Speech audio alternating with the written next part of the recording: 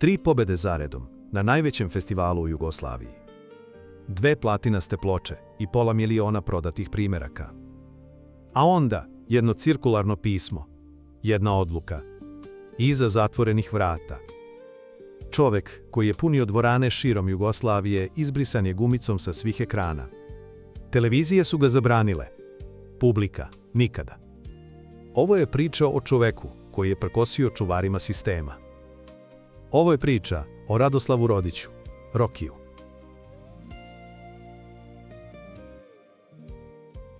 Rođen je 15. oktobra 1950. u Ripnju, malom mestu pod Avalom. S 3 godine roditelji su se preselili u Beograd. Tu je završio 1. razred osnovne škole. Ali sreća detinjstva nije trajala dugo, roditelji su mu se razveli. Onda je počelo lutanje. 2. razred pohađao je u Banji Koviljači, 3. u Loznici. Vratio se kod oca, upisao školu Oslobodioci Beograda. U 8. razredu preselili su se na Novi Beograd, u Pariske komune. Tada je tamo bilo svega nekoliko zgrada. Okolo je bila voda, pa je pecanje bilo logičan izbor kada bi im lopta dosadila. To lutanje između gradova i porodica oblikovalo ga je. Naučilo ga da se osloni samo na sebe i da nikada ne veruje da je nešto zauvek. Upisao je srednju tehničku školu Nikola Tesla, smer elektroničar. Učili su formulu za provodljivost bakra. Ro puta ki. Izašao je na tablu da odgovara. Ceo razred počeo je da skandira ro, ki. Tu je dobio nadimak koji će ga pratiti celog života. Nije se ljutio. To je bilo 10 godina pre nego što je Sylvester Stallone osvojio bioskope. Čak je voleo pomisao da je čuveni Rocky ideju pozajmio upravo od njega. Sam je pravio pojačala. Do kraja srednje škole mogao je da sastavi ozvučenje, koje mu je pomoglo da organizuje prve igranke u paviljonima. Kako će kasnije reći? Počeo sam time da se bavim, kao i većina muzičara, zbog devojčica koje se motaju oko tebe. Imao je podrum u Pariske komune, svoj mali univerzum. Tu je njegova prva grupa Oskari počela svoju karijeru. Sviralo se do kasno, probe su trajale satima. Komšije su lupale na vrata, ali to nije bilo bitno. Bitno je bilo ono osjećanje kada se ritam uhvati, kada gitara zazvuči kako treba i kada se devojke nasmeju. Sa 3 školska druga osnovao je rock sastav Helios. Svirali su po igrankama i koncertima širom Jugoslavije. Ponekad bi svirali celu noć pa ujutru odjedrili u školu, još uvek ošamućeni od buke, pojačala i reflektora. 1975. izdali su singl za PGP RTB sa pesmama Sve mu si kriva ti i Natali. To je bio njihov prvi ozbiljan korak ka svetu muzike. Ali put do te male ploče od 45 obrtaja bio je dug. Pripreme su trajale 1,5 godinu, prisjećao se Rocky. Komisija, lektori, selekcija. Danas nezamislivo. Mlađe generacije će me belo gledati kada im ovo ispričam. Snimalo se na 4 kanala. Ako neko pogreši, svi ponovo. Nije bilo kompjutera, nije bilo autotuna. Samo instrumenti, mikrofoni i koncentracija. Ali oni su bili dobro uvežban bend, pa su posao završili u roku od 1 dana. Posle singla usledio je vojni festival u Domu sindikata.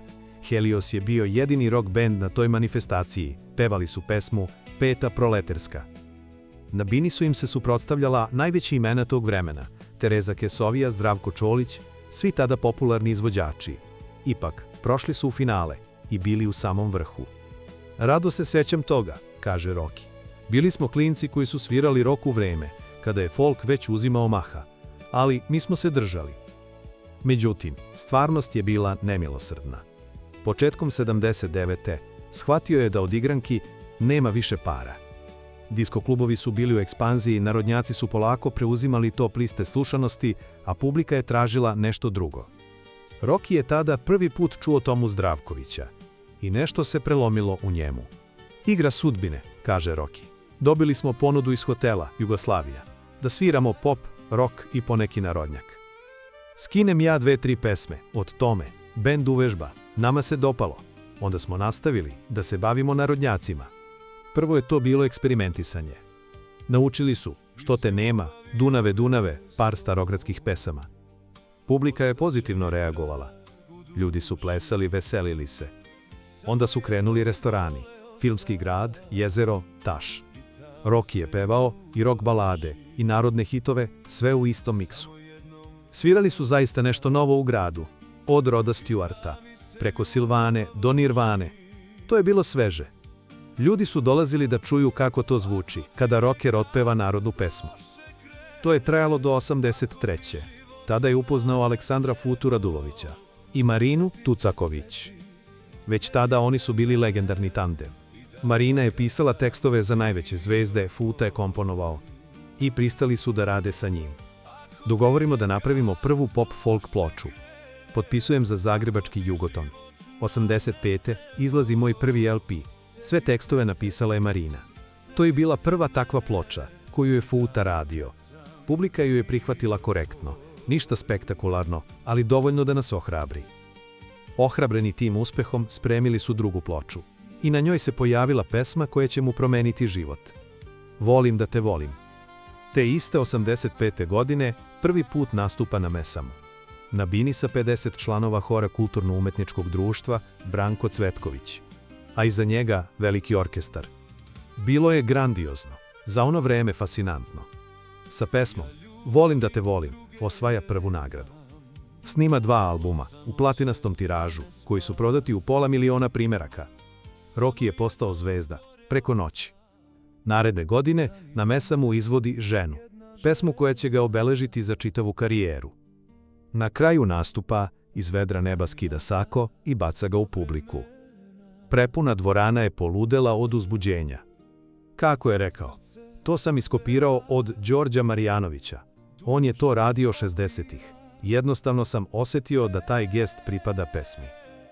Nakon druge pobede zaredom, novinari su ga napadali zašto pesme nema na radiju. Ploča još nije izašla. Rocky je sa Futom i Marinom uradio ceo LP za mjesec dana. Krajem maja ploča je bila u prodaji. Rasprodata je za 4 nedelje. Svi oni novinari koji su ga kritikovali zaćutali su. 87. organizatori su ga nagovarali da nastupi i 3. godinu zaredom. Iako su mu prijatelji sugerisali da nije pametno posle 2 pobede dolaziti 3. put, pristao je. Pesma se zvala Ljubo moja. Marina je napisala stihove, inspirisane manastirskom tišinom, samoćom i molitvom. Bata Kovač uradio je aranžman. Da bi dočarao tu atmosferu na sceni, Rocky je sa njegovim kumom Milanom Langom otišao u fundus Narodnog pozorišta. Pozajmili su Kostin Karađorđa. Svečanu, tešku, kraljevsku mantiju. Na bini, u dvorani centra Sava, izgledao je kao vladar. Publika je urlala. I opet je pobedio. Drugi je bio Jay, koji se sa pesmom Zar ja da ti brišem suze prvi put u svojoj karijeri predstavio publici. Jayovi obožavaoci, mahom dorćolci koji su u velikom broju ispunili gledalište, zviždali su, nezadovoljni odlukom žirija. Ipak, nije sve prošlo bez skandala. Posle pobede usledilo je poniženje. Čuvari sistema su nagrnuli. Nećeš moći tako da pevaš, za drugu predstavu da se presvučeš, rekli su mu organizatori. Čuveni reditelj Jovan Ristić Rica šapnuo mu je: Rocky, nadrljaćeš. Rocky je odbio. Ne razumem, u čemu je problem, da li sve glumce koji su glumili Nemce u Drugom svetskom ratu treba da postreljate? Ako treba da skinem kostim, neka ne pevam u drugom delu programa, kazao je. Ipak su ga nagovorili. Izašao je i drugi put. Kako je rekao? Pri uručenju pehara skidoše mi kostim. Ostaviše samo čizme do kolena. Onda mi uvališe neki smoking, 3 broja veći. Rukavi su mi se vukli po podu, sako je visio na meni, kao na vešalici. Izgledao sam kao karikatura Schwarzeneggera. Bio sam stvarni pobednik, a osjećao sam se kao gubitnik. Lepa Brena se tada javno pitala, kako neko može da pobedi 3 puta na Mesamu, posle samo jedne snimljene ploče. Niko joj nije odgovorio. Ali, Rocky je zapamtio. Sutradan, Rocky je dobio poziv iz jutarnje emisije televizije Beograd, čuvenog voditelja Glige. Nije spavao celu noć, sa Mesama je stigao oko 6 ujutru. Ali otišao je.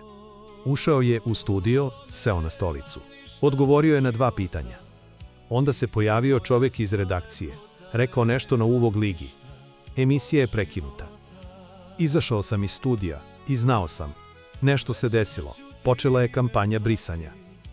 Televizija Beograd poslala je cirkularno pismo svim televizijama širom Jugoslavije. Zbog neprofesionalnog ponašanja na Mesamu, mole se sve televizije da otkažu novogodišnje show programe Radoslavu Rodiću Rokiju. Rečeno, učinjeno. Televizija Sarajevo, Novi Sad, Ljubljana. Skoplje, Titograd. Svi su poslušali. Samo je Zagreb rekao ne. Bio je pevač Jugotona. Oni su gledali komercijalno. Ostali su, uz njega. Ali ostatak Jugoslavije nestao je preko noći. Sa RTS-a sam izbrisan gumicom, govorio je. Do dana današnjeg, Roki nije dobio ni jedan poziv za snimanje novogodišnjeg programa. Novi urednici su dolazili i odlazili, ali odluka o cenzuri trostrukog pobednika Mesama bila je na snazi. Paradoksalno je da su oni, koji će samo par godina kasnije veličati patriotizam do granica neukusa, sa programa skinuli čoveka, koji je nastupao u odori vožda Karađorđa. Svi snimci nastupa, gostovanja Radoslava Rodića Rokija, uništeni su i trajno obrisani iz arhiva televizije.